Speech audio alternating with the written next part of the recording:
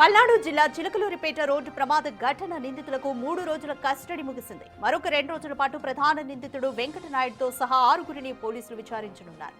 ఇప్పటికే నిందితుల నుంచి అధికారులు కీలక సమాచారాన్ని రాబట్టారు.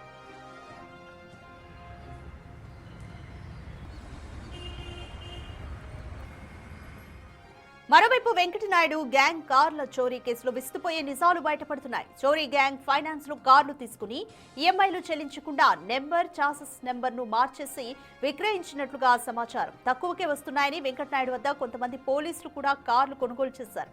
కార్ల దందా బయటపడడంతో గుట్టు చప్పుడు కాకుండా కార్లను వెనక్కిచ్చేస్తున్నారు అధికారులు. ఇప్పటి వరకు నర్సరావుపేట రూరల్ పోలీస్ స్టేషన్ కు 15 కార్లు చేరుకున్నాయి.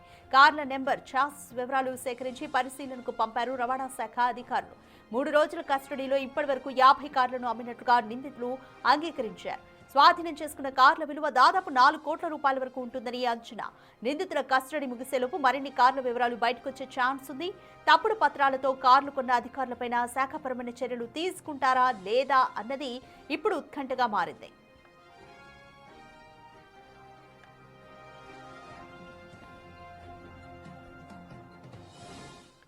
మోర్ డీటెయిల్స్ మా ప్రతినిధి మణికుమార్ అందిస్తారు. మణికుమార్, వెంకటనాయుడు విచారణలో చాలా విస్తుపోయే నిజాలు బయటపడుతున్నాయి.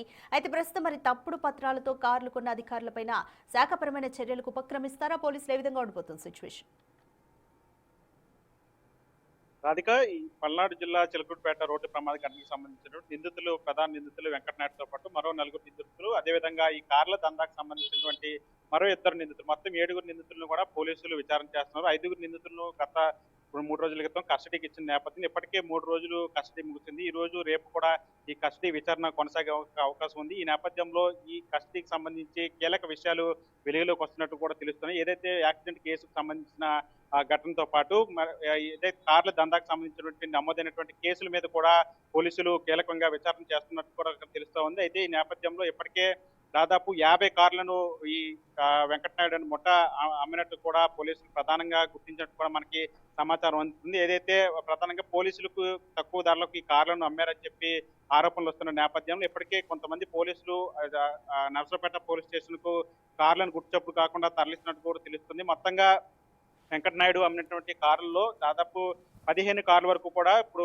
నర్సరావుపేట స్టేషన్లకు చేరుకున్నట్టు తెలుస్తుంది. ఈ కార్లకు సంబంధించి పూర్తిగా కూడా అన్ని ఫేక్ నెంబర్ ప్లేట్లు, అదేవిధంగా చాసిస్ నెంబర్లు కూడా ఉన్నట్టు కూడా పోలీసులు ప్రధానంగా గుర్తించారు. అయితే రవాణా శాఖ అధికారులు అక్కడ చేరుకునే ఆ కార్లన్నింటి కూడా నెంబర్ ప్లేట్తో పాటు చాసిస్ నెంబర్ల వివరాలు తీసుకుని వాటికి సంబంధించి ఒరిజినల్ డాక్యుమెంట్కి సంబంధించినటువంటి ఎవరైతే యజమానులు ఉంటారో వాళ్ళందరినీ కూడా పట్టుకునే పనిలో రవాణా శాఖ అధికారులు ఉన్నట్టు కూడా తెలుస్తుంది. మొత్తంగా 50 కార్లను ఇప్పటి వరకు చోరీ ఫైనాన్స్ కి సంబంధించినటువంటి తాకట్టు పెట్టుకుని వాటిని అమ్మినట్టు కూడా ప్రధానంగా పోలీసులు గుర్తించినట్టు కూడా మనకు తెలుస్తుంది. ఏదైతే కార్లను ఫైనాన్స్ లో తీసుకున్న కార్లు ఉంటాయో వాటికి ఈఎంఐలు చెల్లించకుండా ఉన్నటువంటి కార్లను తాకట్టు పెట్టుకుని ఆ కార్లకు నెంబర్ ప్లేట్లు, చాసిస్ నెంబర్లు మార్చి వాటిని తక్కువ ధరకు అమ్మినట్టుగా కూడా పోలీసులు ప్రధానంగా గుర్తించారు. ముఖ్యంగా పోలీసుల శాఖలో ఉన్నటువంటి అంటే పల్నాడు జిల్లాకు సంబంధించి కావచ్చు, లేదా ఇతర జిల్లాలకు సంబంధించిన పోలీస్ శాఖలో ఉన్నటువంటి ఎస్ఐలు కావచ్చు, సీఏలు కావచ్చు, వీళ్ళందరూ కూడా కార్లు అమ్మినట్టు కూడా తెలుస్తోంది. అయితే వాళ్ళందరికీ సంబంధించిన వివరాలు అయితే ప్రస్తుతానికి బయటకు రాలేదు. కేవలం కార్లు మాత్రమే వచ్చినట్టు కూడా మనకు తెలుస్తూ ఉంది. ఇప్పటి వరకు కూడా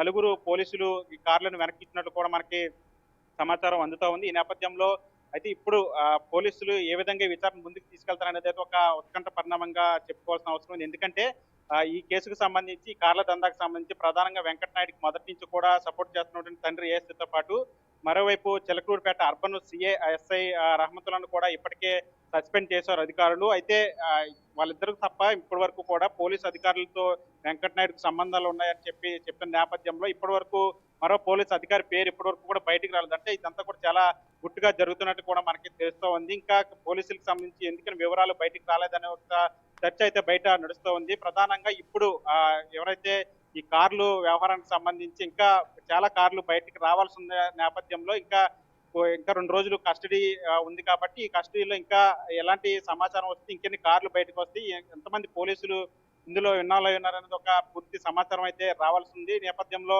ఇప్పుడు అటు ఏఎస్ఐని కావచ్చు, లేదంటే వెంకటనాయుడు తండ్రి ఏఎస్ఐని కావచ్చు, లేదంటే చిలకలూరిపేట ఎస్ఐ రహమతుల్లాను కావచ్చు, వీళ్ళని విచారిస్తారా లేదా అనే ఒక చర్చ కూడా జరుగుతోంది. మరోవైపు ఈ కేసుకు సంబంధించి వెంకటనాయుడుతో లింకులు ఉన్నటువంటి పోలీసులుగా చెప్తున్నటువంటి వారిని కూడా రైట్. విచారిస్తారా? వాళ్ళు ఎవరనేది ఏంటి బయట పెడతారా? లేదా అనే దాని మీద అయితే ఒక చర్చ జరుగుతుంది. చూడాలి మరి ఈ కేసులో పోలీసులు ఏ విధంగా ముందుకు వెళ్తారు. పోలీసులతోని ఈ కేసుకి సంబంధం ఎక్కువ ఉంది కాబట్టి ఆ పోలీసుల పేర్లు బయట పెడతారా? లేదా వాళ్ళ మీద ఎటువంటి శాఖాపరమైన చర్యలు తీసుకుంటే ప్రభుత్వం ఈ కేసును ఏ విధంగా ముందుకు తీసుకుని ఎట్లాంటి చర్యలు తీసుకుంటే అయితే ఒక చర్చనీయాంశంగా మారిందని చెప్పాలి Radhika. Right. Thank you Manikumar.